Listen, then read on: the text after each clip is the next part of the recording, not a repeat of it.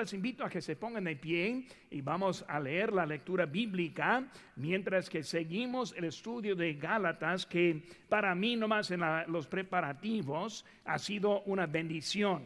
Y yo espero que también escuchando, aprendiendo, que están aprendiendo algo que puede poner en práctica en su propia vida. Dice aquí en versículo 1, estad pues firmes en la libertad con que Cristo nos hizo libres, y no estéis otra vez sujetos al yugo de esclavitud. He aquí yo, Pablo, os digo que si os circuncidáis, de nada os aprovechará Cristo. Y otra vez testifico a todo hombre que se circuncida, que está obligado a guardar toda la ley. De Cristo os desligasteis los que por la ley os justificáis, de la gracia habéis caído. Pues nosotros por el Espíritu aguardamos por fe la esperanza de la justicia. Porque en Cristo Jesús ni la circuncisión vale algo, ni la incircuncisión, sino la fe que obra por el amor. Vosotros corríais bien. ¿Quién nos estorbó para no obedecer a la verdad? Esta persuasión no procede de aquel que os llama. Un poco de levadura leuda toda la masa. Yo confío respecto de vosotros en el Señor, que no pensaréis de otro modo, mas el que os perturba llevará la sentencia, quien quiera que sea. Y yo, hermanos, si aún predico la circuncisión, ¿por qué padezco persecución todavía? En tal caso se ha quitado el tropiezo de la cruz. Ojalá se mutilasen los que os perturban. Muy bien, vamos a hacer una palabra de oración y luego vamos a aprender un poco de la solución de lo que Pablo está presentando en este momento. Padre Santo, Señor, gracias te doy por la fe que nosotros tenemos en Cristo Jesús. Señor, gracias por el momento que tenemos para estar ahora en tu casa. Te pido que tú nos bendigas, que tú nos hables, Señor. Ayúdenos a entender de lo que está enseñándonos Pablo en este pasaje. Gracias por todo. En tu nombre, en tu nombre precioso, lo que te pedimos. Amén. Pueden tomar asiento, hermanos. Estamos viendo aquí ahora de la solución. Y para empezar, hablando de el apóstol Pablo, hablando de la circuncisión o no la circuncisión, hablando de la fe, hablando del sacrificio del Señor Jesucristo. Hay que entender que los judíos se identificaron como el pueblo de Dios por la circuncisión. Fue algo obligado por la ley, algo necesario para mostrar al mundo que pertenecían al pueblo de Dios. Ahora llega el Señor Jesucristo y Él pone su fe, pone su vida en la cruz del Calvario, derrama su sangre, y ahora por ese sacrificio vemos que algo está cambiando. En vez de la circuncisión, ahora es la fe en Cristo. Vemos que algo ahora está cumpliendo la ley, y ese cumplimiento vino a través de su sacrificio. Ahora en poco es lo que Él está diciendo. Pero cuando vemos ahora esta historia y vemos que hemos estado simbolizando este viaje, este libro con un viaje, el viaje del Apolo 13, y luego entendemos que ellos llegaron a una solución a su problema, recordando que explotó su tanque en medio camino, que ellos tuvieron que hacer muchos cambios al momento, decisiones para poder sobrevivir.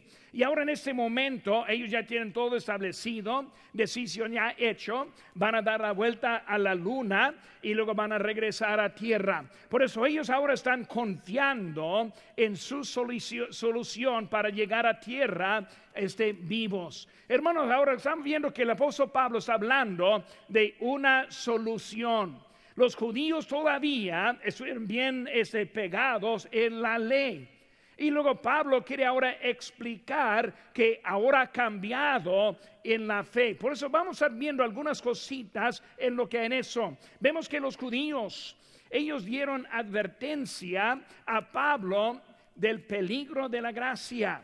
Ellos dijeron que en la gracia no hay nada que prohíbe o impide vivir en el pecado. O sea, con la ley pueden obligar y pueden dominar, y con la gracia es como una licencia para pecar. Hasta que hoy en día nosotros escuchamos algo semejante en varias iglesias. Nosotros hablamos de la seguridad del creyente, o sea que somos salvos por la fe, por la gracia de Dios. Ahora, cuando pensamos en eso, esa salvación es vida eterna, o sea, no la podemos perder. Y algunas iglesias dicen, no, hermano, sí podemos perder la salvación, porque si no fuera posible perder la salvación, no hay nada para impedir que vivamos como el mundo. Eso fue exactamente lo que decían los judíos.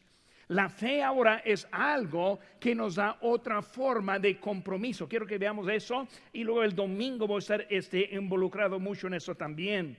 Pero ellos pensaron que esas reglas eran necesarias. Los judíos no entendieron este nuevo concepto. En Colosenses 1:27 dice: las riquezas de la gloria de este misterio entre los gentiles, que es Cristo en vosotros, la esperanza de gloria. Pero vemos que ahora no es la circuncisión, no es la ley, sino la fe en Cristo nos da otra esperanza muy diferente. La ley nos controla desde afuera, pero Cristo nos controla desde adentro. Vemos que es algo que batallaron mucho para comprender. Hoy en día, hermanos, hay muchas iglesias y cristianos que batallan con el mismo concepto.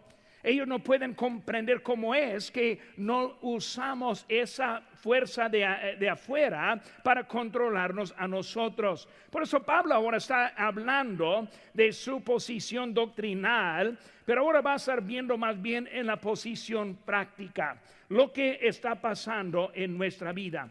El creyente no va a ser un rebelde por la gracia. Cuando somos salvos por la gracia, aunque nosotros tenemos libertad en la vida, nosotros no vamos a querer vivir según la carne. Por eso él está entrando a algo diferente que ellos habían aprendido.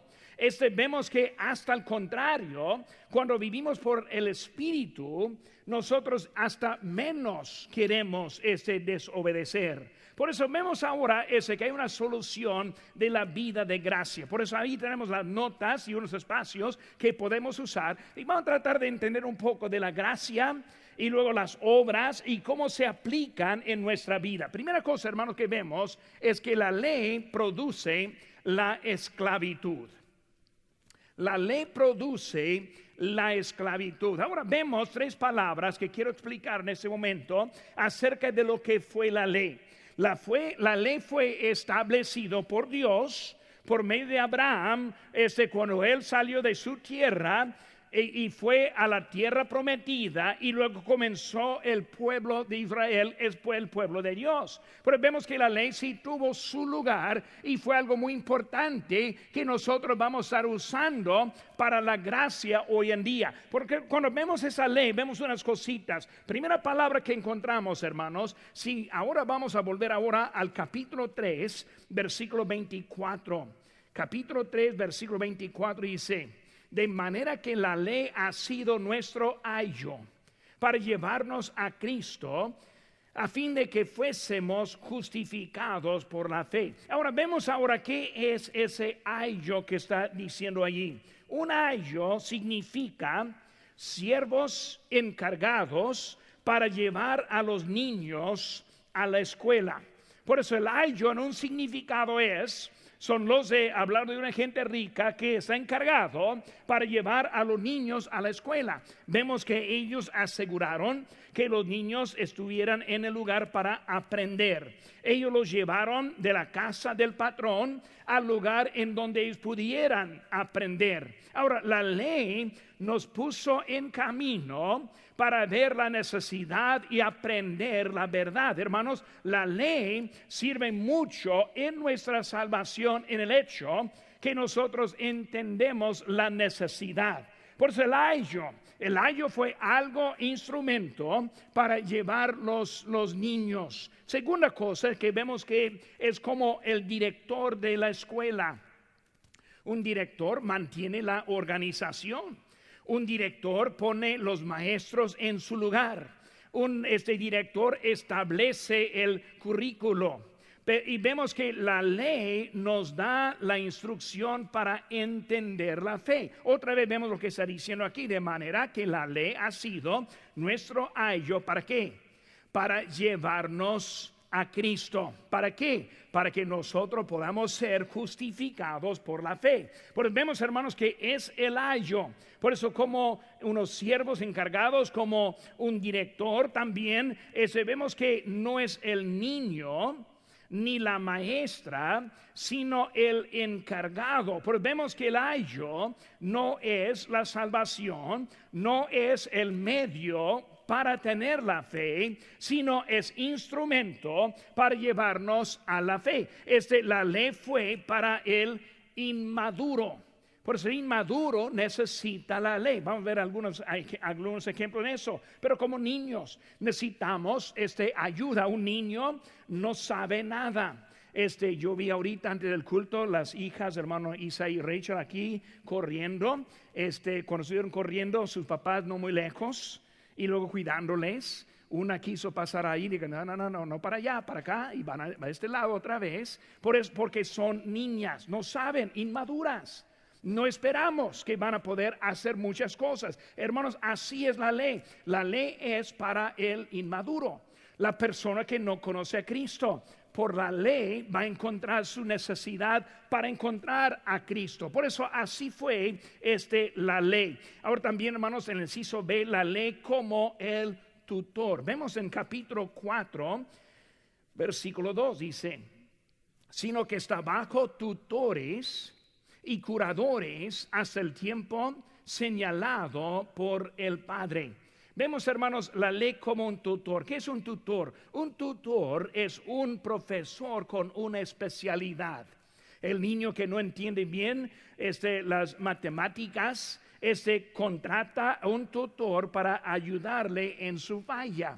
Por eso el tutor es alguien que está específico en su manera para enseñar y por eso ayudar para cumplir en ese alumno el defecto que tiene. Vemos que la ley fue el profesor para que nosotros pudiéramos entender mejor la fe. Vemos que la ley nos salva si no necesitamos la fe. Igual como el tutor no es el maestro en completo, sino solamente para ayudar y complementar al maestro legítimo para ese alumno. Pues si estamos viendo la ley, ¿cómo es la ley a nosotros? Como el ayo, como un tutor. Y lo vemos aquí en capítulo 5, donde empezamos ahorita.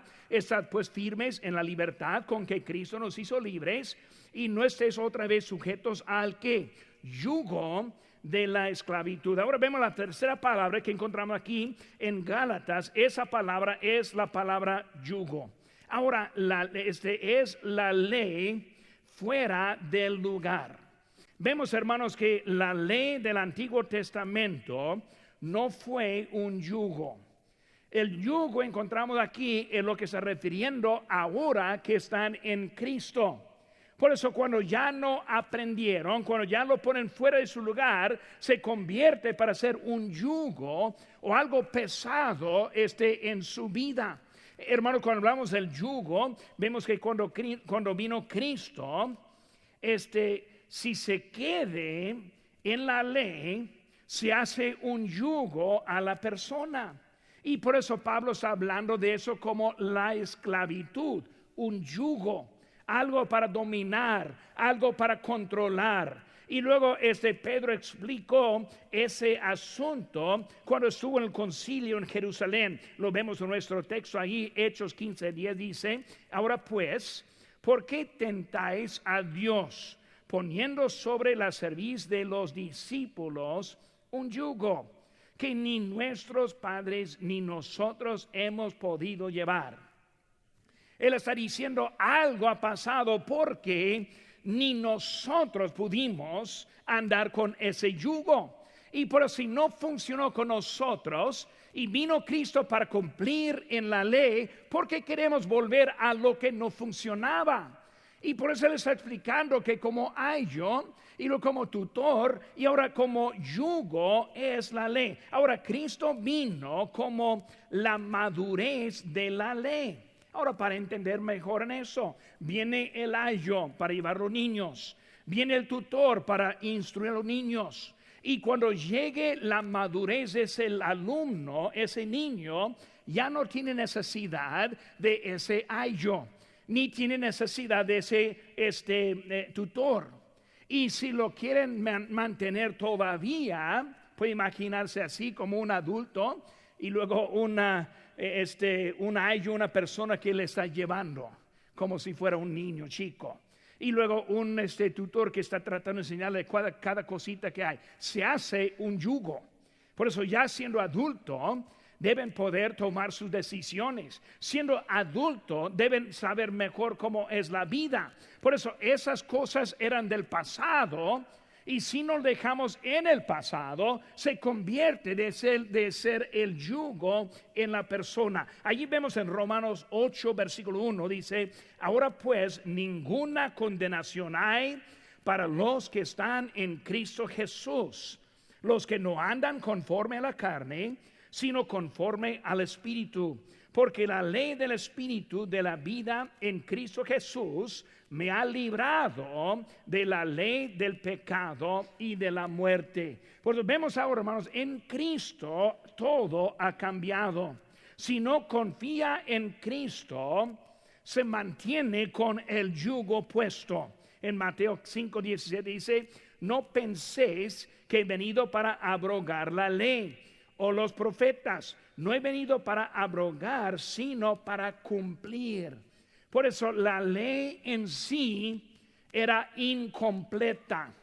La ley, como fue de Abraham, faltó algo. Y lo que faltó era la madurez o el cumplimiento en Cristo Jesús. Por eso fue como un paso para entender mejor lo que es la fe en Cristo o la gracia que nos da, la falta que nosotros tenemos. La ley nos enseña qué es el pecado. Hoy en día hay mucha confusión de lo que es el pecado, y el mundo trata de hablar de estilo de vida como que es algo natural que no es pecado. Y si escuchamos a la sociedad, si escuchamos a los pensamientos de hombres, todo cambia. Y pero ni sabemos si estamos en pecado o no estamos en pecado. ¿Por qué? Porque el mundo cambia las definiciones. Pero hermanos, la ley no cambia. Los mismos 10 mandamientos con Moisés son los mismos que existen hoy en día. El pecado aún es el pecado, y la falla todavía en los humanos. Pero vemos, hermano, la primera cosa, que la ley produce la esclavitud. Por eso, los que no aceptan a Cristo, los que quieren andar viviendo correctamente según la ley, están viviendo en esclavitud. Por eso en Cristo hay libertad. Ahora, libertad, no libertinaje, es diferente. Libertad no significa libertinaje, no significa hacer todo lo que uno quiere. Por ejemplo, nosotros vivimos en un país libre. ¿Qué significa? Puede vivir en la casa que guste, o que lo puede pagar, ¿verdad? Quién sabe, pero algo así.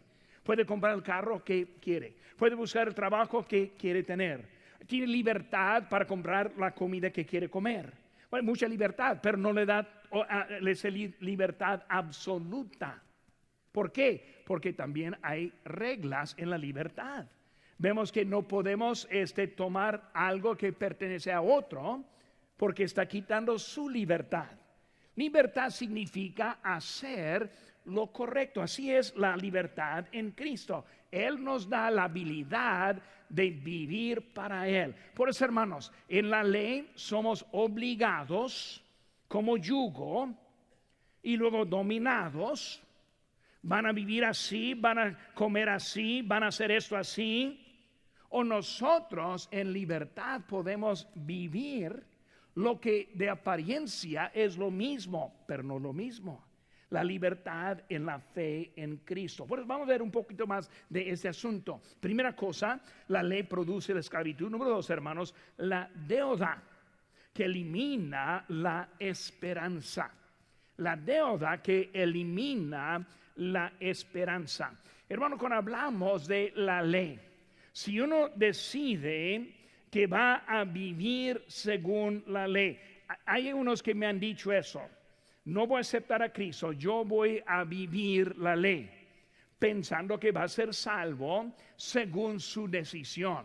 Por eso vamos a ver lo que pasa cuando uno decide: no, pues pastor, voy a vivir igual o hasta mejor que usted. Yo conozco algunos religiosos que viven hasta mejor que nosotros, yo los conozco.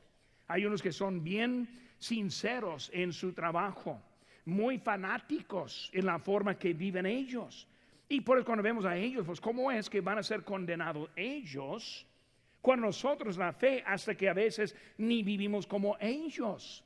Pues vamos a ver ahora por qué es cierto eso. Primera cosa, vemos que la deuda elimina la esperanza. De nada os aprovechará Cristo. Por eso, hermanos, si uno decide: voy a vivir por la ley y no por la fe en Cristo, primera cosa, está eliminando por lo cual que Cristo vino a la cruz del Calvario. Es algo muy importante. Dios envió a su Hijo. La sangre de Jesucristo nos limpia de todo pecado.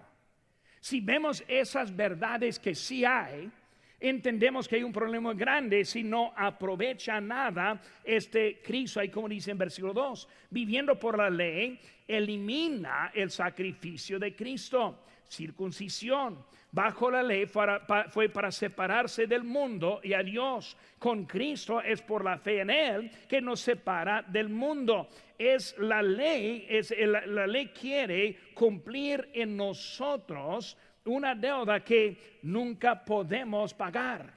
Por los que deciden: pues yo por la ley voy a vivir, voy a cumplir en todo y luego voy a estar bien con Dios, piensan, vemos que hay una deuda. Ahora, la deuda en Cristo está pagada 100% en su sacrificio en la cruz del Calvario. ¿Por qué? Él llevó nuestro pecado a la cruz. Él fue condenado en nuestro lugar. Fue sustituto como el Cordero del Antiguo Testamento bajo la ley. Pues vemos, en Él está pagada la deuda. Ahora, si yo lo acepto, voy a ver que me falta. Voy a ver que no voy a lograr lo que quiero lograr en eso. Hay un solo camino al perdón de Dios, y es a través del mediador. ¿Qué dice ahí en 1 Timoteo 2:5? Porque la ley del Espíritu de vida en Cristo Jesús me ha librado de la ley del pecado y la muerte. Por eso su sacrificio era lo que en versículo, en Hechos 4:12, en ningún otro hay salvación, porque no hay otro nombre bajo el cielo dado a los hombres en que podamos ser salvos. Hermanos, eso significa a nosotros mismos. Con todo respeto, eso significa el Papa. Con todo respeto, eso significa la Virgen. No hay ningún otro nombre bajo el cielo dado a los hombres en que podamos ser salvos. Solo en Cristo Jesús. Los demás es una falta. Por eso Pablo está explicando: si sigue en la ley, aunque con toda sinceridad, aunque quiere obedecer en todo y un buen deseo, aunque sea un fanático, sin Cristo no está pagada la deuda que nosotros tenemos. Por eso, hermanos, la fe en Cristo, pidiendo perdón sin poner la fe en Cristo, no tiene el sacrificio de Cristo. Hermanos, el perdón está basado en el sacrificio de Cristo. Hay que tener cuidado, hermanos. Es más que pedir perdón a Dios. Hay unos que son salvos así. Soy salvo porque pedí perdón a Dios. No es suficiente. es por poner la fe en Jesucristo. Es diferente, es Él quien está pagando. Si es solo Dios y pide un perdón, es igual como la ley. Y no funciona, sino es la sangre de Cristo. Hermanos, es su sacrificio que produce el perdón. Primero de Juan 5, dice 1:7, pero si andamos en luz, como Él está en luz, tenemos comunión unos con otros, y la sangre de Jesucristo Hijo nos limpia de todo pecado. Hermanos, la fe en Cristo es la puerta al perdón de Dios, no solo el perdón de Dios. Por eso, hermanos, la Biblia usa palabras como imputar, palabra como sustitución. Y está hablando, hermanos, de lo que es Cristo en mí. Cuando Dios nos ve a nosotros que estamos en Cristo, Él ve el sacrificio de Cristo. Él ve a nosotros como perfectos en Cristo Jesús. En la ley, vamos a ver ahorita, hay una falla. En Cristo no existe falla. ¿Por qué? Él fue perfecto. Vivía la vida completa. Y Él puso su vida en rescate por nosotros. Por eso vemos que en eso, hermanos, está obligado, en el inciso B, a guardar toda la ley. Bueno, el fanático que decide, ahora yo voy a vivir la vida mejor que los cristianos. Yo voy a vivir la vida en total para Dios. Vamos a ver algunas cositas que hay en eso. Hermanos, cuando pensamos eso, ¿cuál parte le piensas que debe guardar? Pues muchos llegan de matar, o adulterio, o suicidarse. Si uno se suicide, pues obviamente va al infierno. Es una idea de la balanza. Si tengo obras buenas en un lado y obras malas en el otro lado, pero si esta pesa más, pues voy a ganar. Hermanos, eso no es bíblico. Cuando lo encontramos, es todo lo que dice: guardar toda la ley. Vamos a ver lo que dice la Biblia. No te harás imagen ni ninguna semejanza de lo que esté arriba en el cielo, ni abajo de la tierra, ni en las aguas debajo de la tierra, que dice en Éxodo 20, versículo 4. No te inclinarás a ellas, ni las honrarás. Imágenes.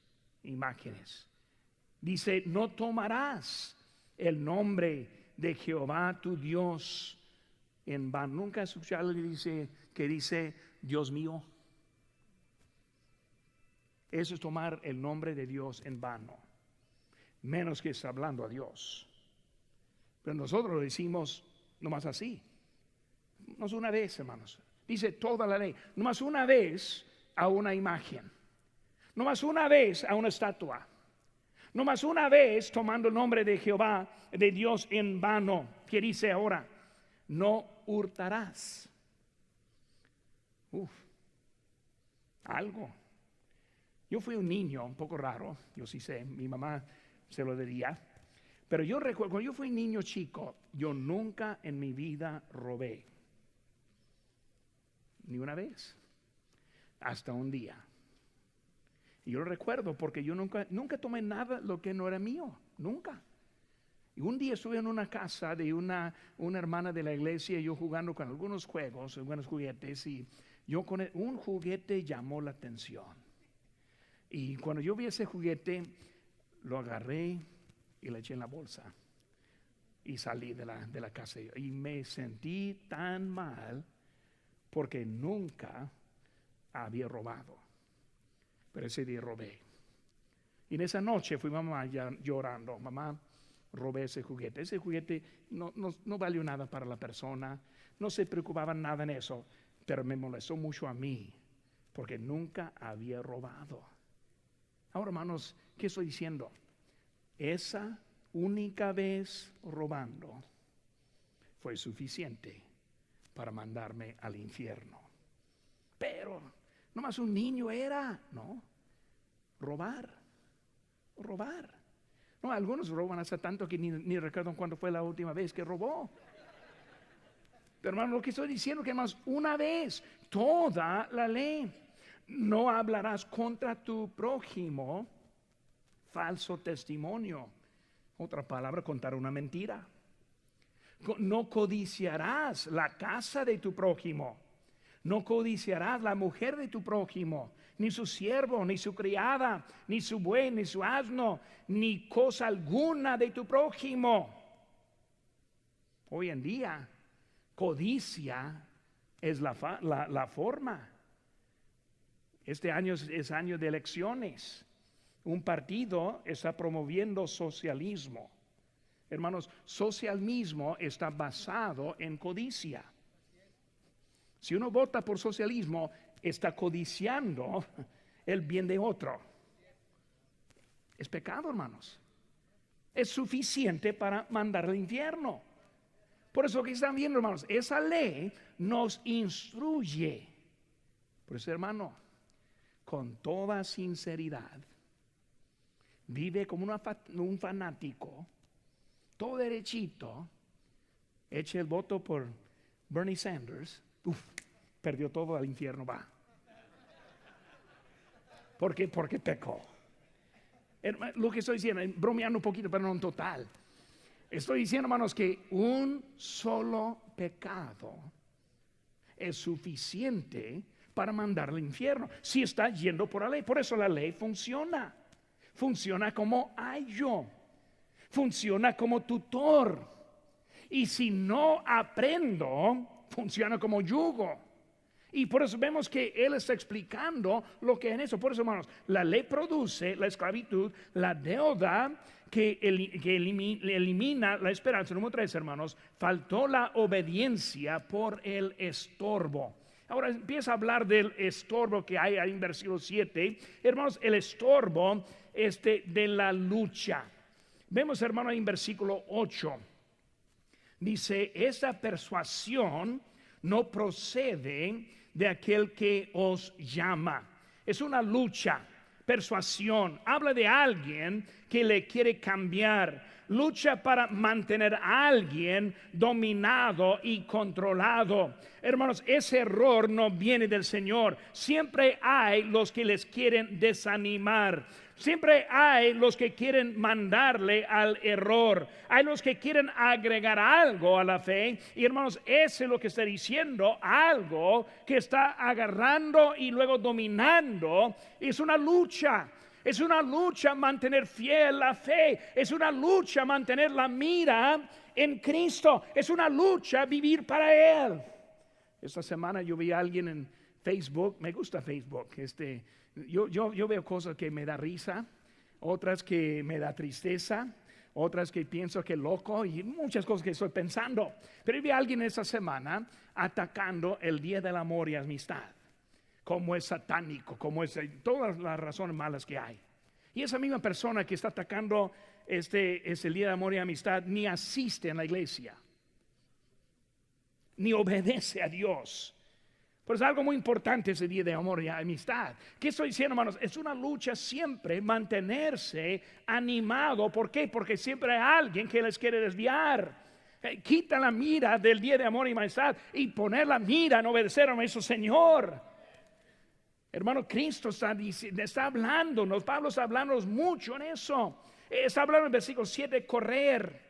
Seguimos adelante. Filipenses 3, 12 al 14 dice, no que os haya alcanzado ya, ni que ya sea perfecto, sino que prosigo por ver si logro hacer aquello para lo cual fui también asido por Cristo Jesús. Hermanos, yo mismo no pretendo haberlo ya alcanzado, pero una cosa hago, olvidando ciertamente lo que queda atrás, extendiéndome a lo que está delante. Prosigo la meta, el premio del supremo llamamiento de Dios en Cristo Jesús, corriendo, siguiendo adelante, hermanos.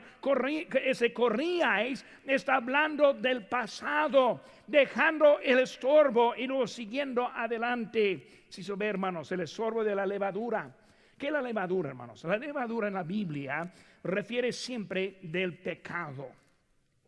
Cuando hablamos del pecado como la levadura, un poco cambia mucho.